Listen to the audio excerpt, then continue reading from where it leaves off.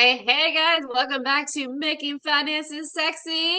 It is me, Rose Short, aka the Red Queen, coming at you from Phoenix, the Valley of the Sun.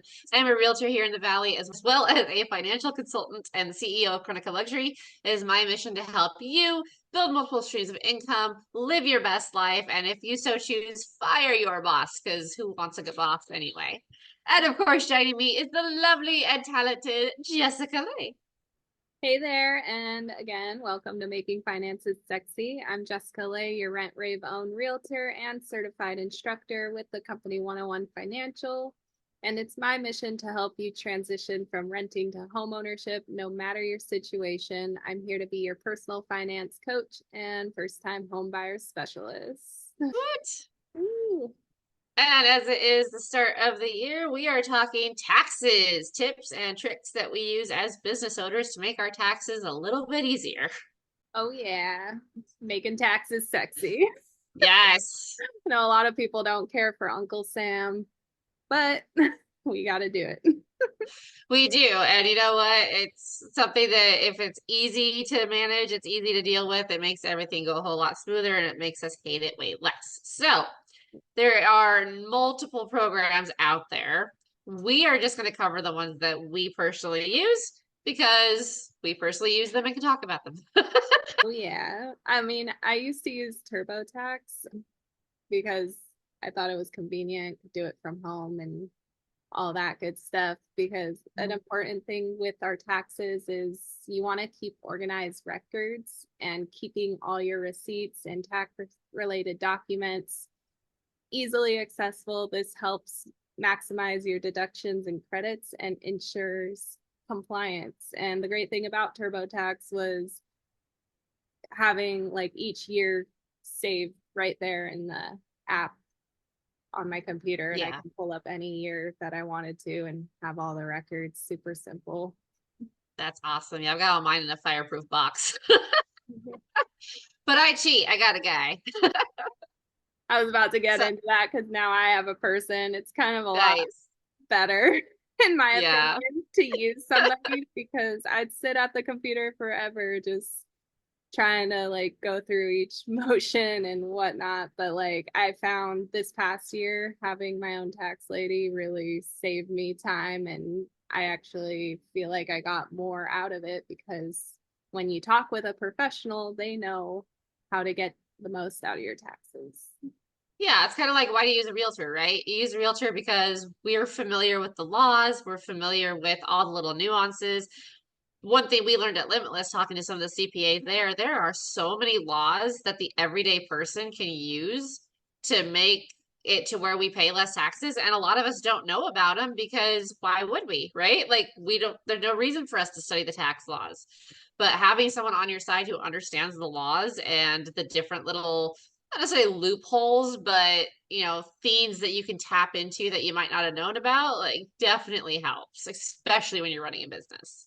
Definitely, like avoiding any errors and potential penalties, which can be costly. And just like you said, staying informed about the tax laws, it can change the plan for the future. Yes, yes. So as far as softwares are concerned, there's a couple softwares that I use that I've talked about before. I don't remember if we talked about them on this podcast before or not, but we're going to talk about them now. So for my real estate business, I use RealtyZam. RealtyZam is great because I don't like having to save receipts. I'm really bad about, tracking my mileage, and then having to go back at the end of the year and figure out what my deals were, all that kind of stuff is a lot. So RealtyZam, when I get a deal, it goes in there automatically. And then when it closes, it goes in there. So it's now not only tracking the income and the expenses and everything, it's also tracking like anniversary dates, closing dates, stuff like that for my clients, because I can put in a lot of information about that.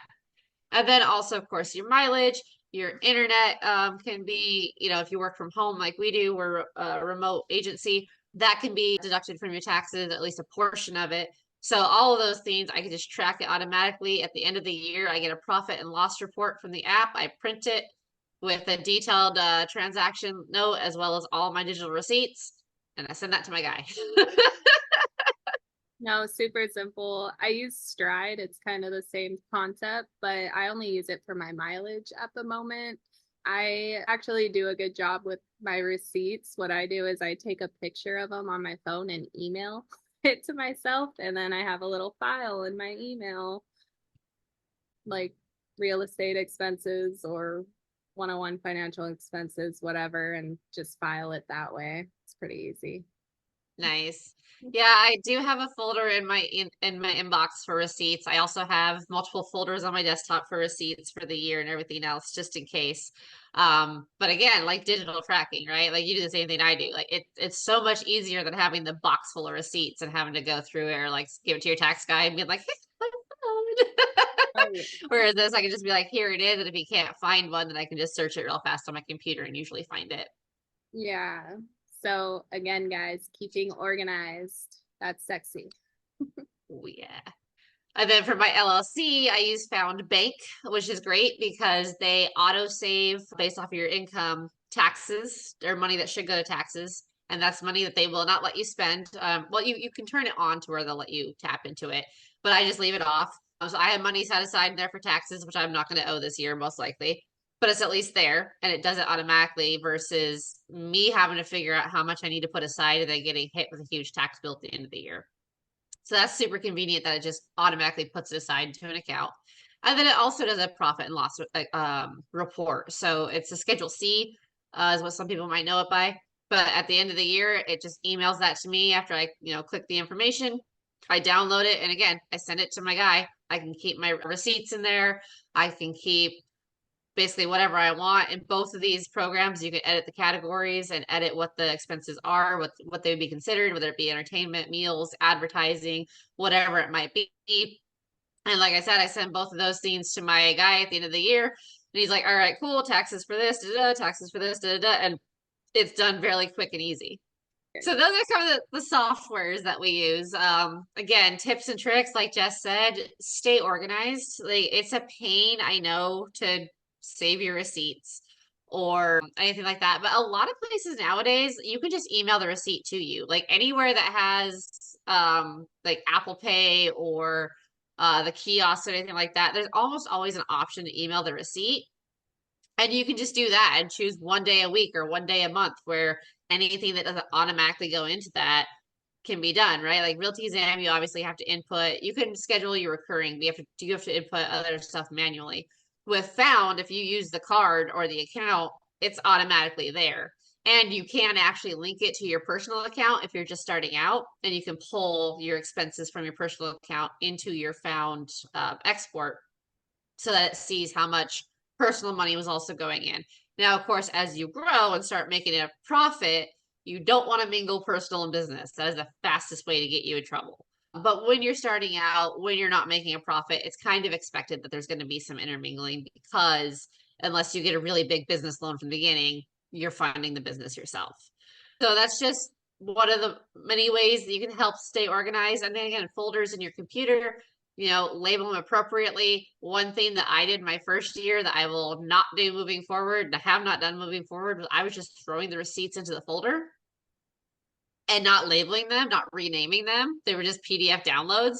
So that I go in to find a receipt and I was like, I now need to go through 100 of these to find out which receipt it is. So I'll name put it it a nice what it was subject. from. Yeah, in the subject line. Nice. I'll put the Be smart. amount and Yep. Amount, where it was, and what it was for. If you track those three things when you're saving your receipts, it's going to make your life so much more simple. and also because I'm all about financials, personal finance. So if you do get a tax return, don't blow it on that new TV or boat that you've always wanted. We teach our students to save it and invest it either like whatever your current financial situation is at. Like if you don't have a 401k yet, put it in one. Or if you're like one of my students and you can't get a approved for the debt checking account or personal line of credit, you can open a secured line of credit with it. Like there's so many things that can benefit you long term by utilizing that refund. So just be careful with those impulse buys because so many people are like, oh, yay, tax season. Now Hmm. I got money to spend. Don't do that. Yeah. Or if you're one of those people that absolutely cannot save money to save your life, you can adjust how much the IRS withholds, even if you work for somebody else. You can absolutely adjust your percentage so you get more on your check because they're not taking out nearly as much, right? Like you should never actually be getting a tax refund. Like if we're honest, right? You should just be paying enough tax to cover what needs to be covered. But so many people overpay because they just don't know, or they don't want to be hit with a tax bill at the end, or they're using it as a savings account. And then when they get it, they're blowing it, right? So there's many ways to circumvent that. Oh, I just got an awesome tax return. I need to go spend it all right now. But you have to be smart. You have to think about it.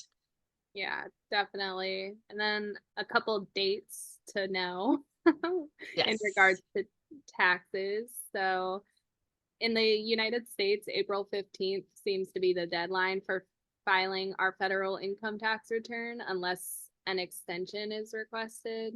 And it's also the deadline for any tax payments due to the IRS.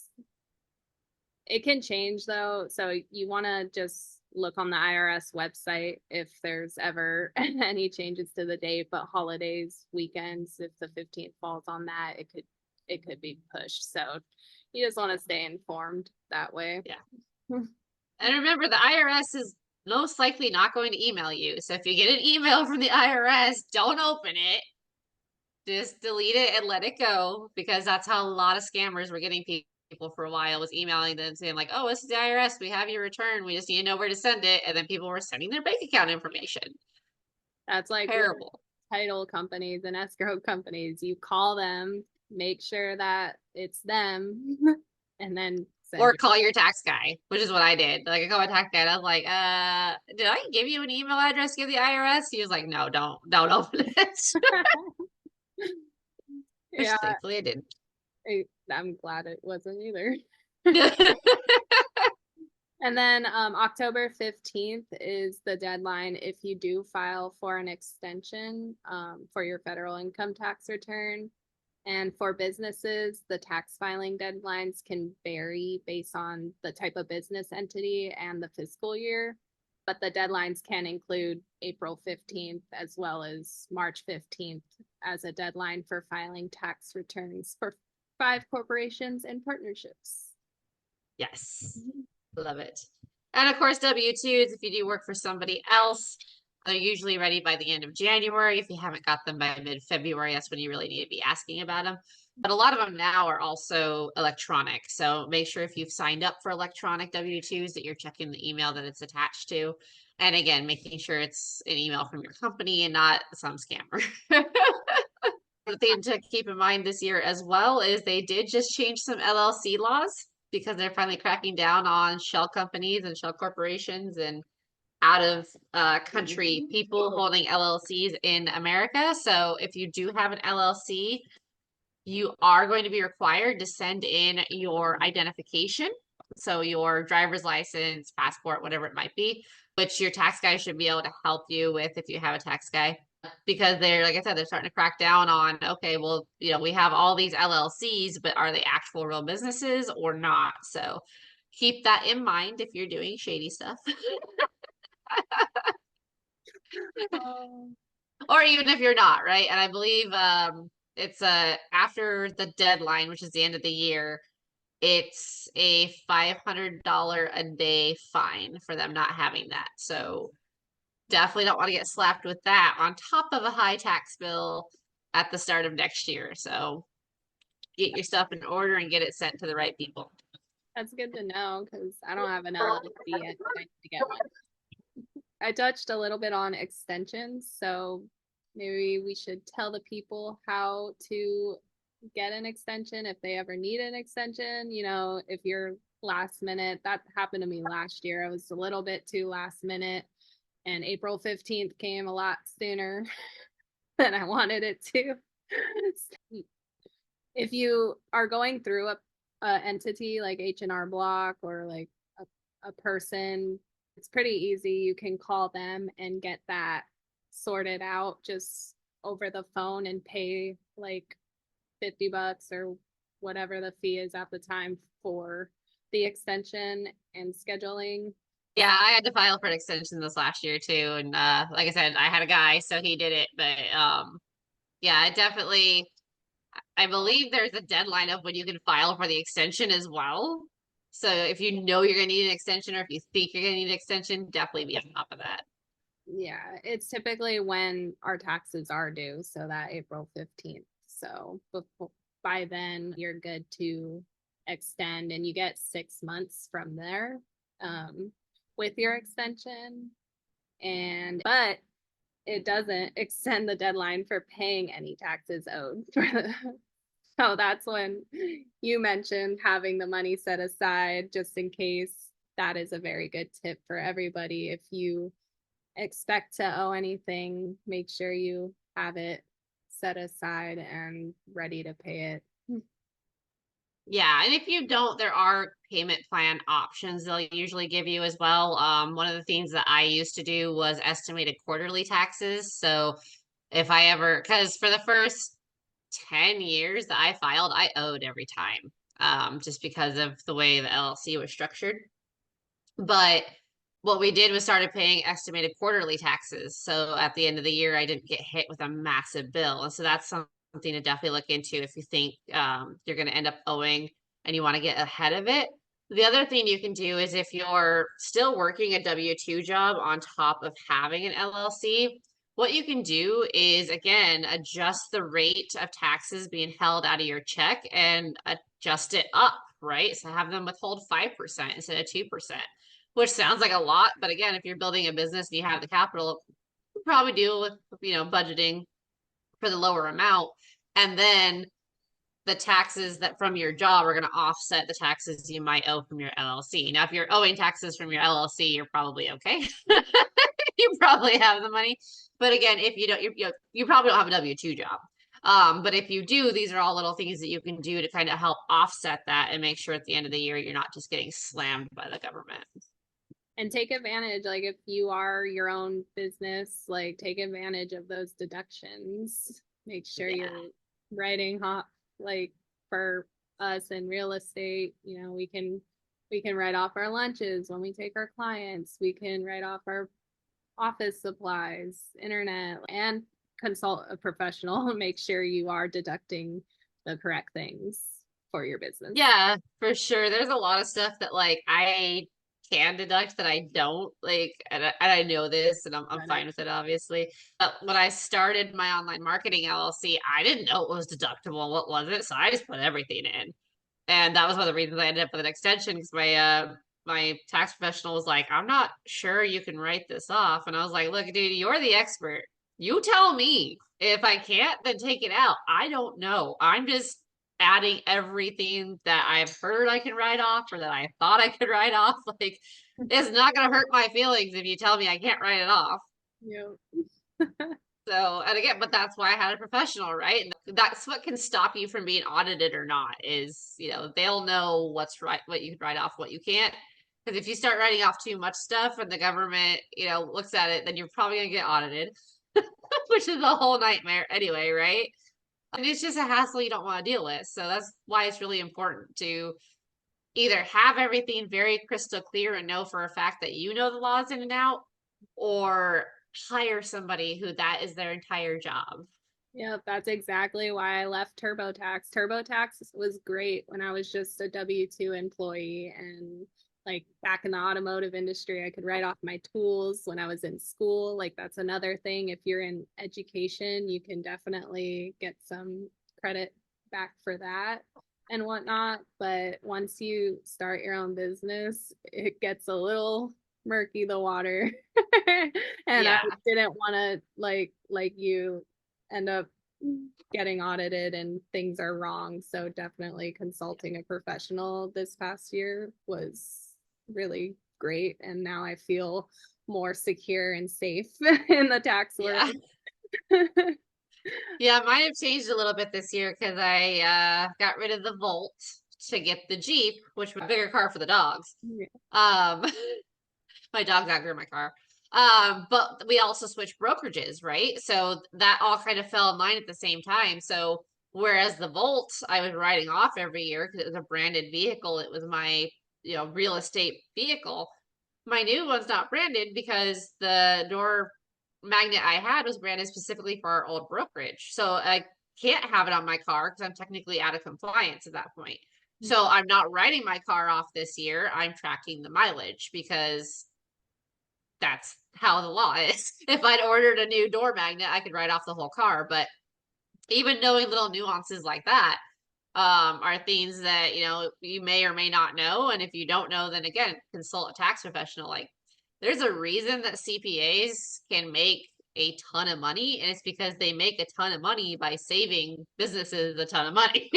So I'm not saying you got to go out and get the most expensive CPA you can find, but there's a reason that they are so good at what they do, because again, they study the laws, they know what is acceptable, and like that is their entire purpose. So Yeah, it's one of those areas that you shouldn't skimp on hiring a professional.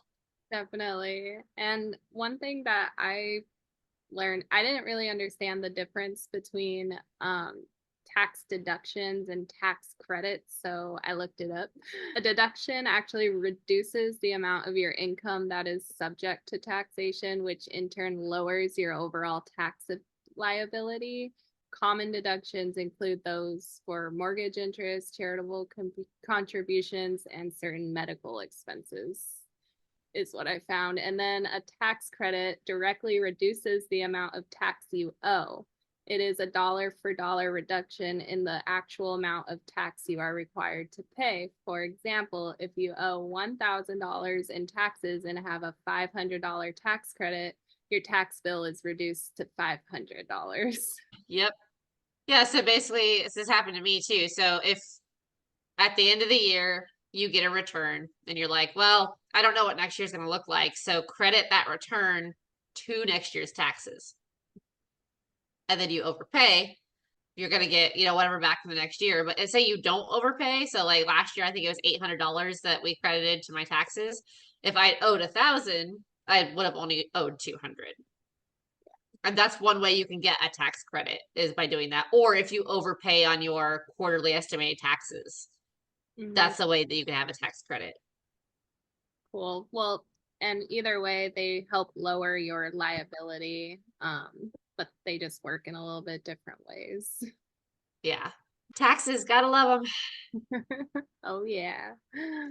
Uh, so keep organized, itemize the deductions, contribute to retirement accounts, and taking advantage of education related tax breaks. Those are just a few ways that you can maximize your tax year. Yep. Or charitable donations is another way. Mm-hmm. But keep an eye on those, because I know there is usually a limit of what you can claim or write off. Yeah. I think it's $800, but I could be wrong. And then, yeah, a lot of people, like, especially contract workers, really shortchange themselves. So there was a conversation that I was having with a friend of ours who got hit with a pretty high tax bill at the end of the year. I was like, well, why are you having them pay you as a person instead of as an entity? And he was like, what do you mean? I was like, well, as a person, you can't write off your miles, your car, anything like that. But as a entity, you can. And that's one way for contract workers to save money, is by being an LLC themselves. But again, like, he didn't know because we're not taught that, right? So a lot of it depends on what exactly you're doing. But if you're contracting yourself out and you're, using your vehicle, but you're having them pay you directly and not you as an LLC, you're losing money, because there's a lot of tax deductions that come with that you could be taken advantage of if you were an LLC. And so I think it's super important for people to understand that it's really easy to start an LLC, and it's really easy to maintain an LLC, but the tax saving at the end of the year could be astronomical depending on what your field is. Just something to think about. Taxes, guys. They suck. Let's be honest. They suck. We're taxed way too much in this country. We're taxed for the money we make, and then we're taxed to buy products with the money that we made that was taxed. We're taxed everywhere. Yeah. So everyone wants to complain about the rich not paying taxes. Start using the same tactics they are. They're available to all of us. We can all do it. Gotta start educating ourselves. Oh yeah. Make it sexy. Watching That's about all I got. me too. I'm like, I don't know what else to say. Um, All right, guys, so that is our taxes, tips, tricks, and softwares. Of course, we will link to all of those in the description below. For as far as my links are concerned, they're not going to be affiliate links. It's just links to what we talked about, just because, like I said, I find them very handy and very useful. oh yeah. Have a good tax season. All right, so next week, Jessica Lay is going to walk us through personal finances, how to start the journey. Oh yeah.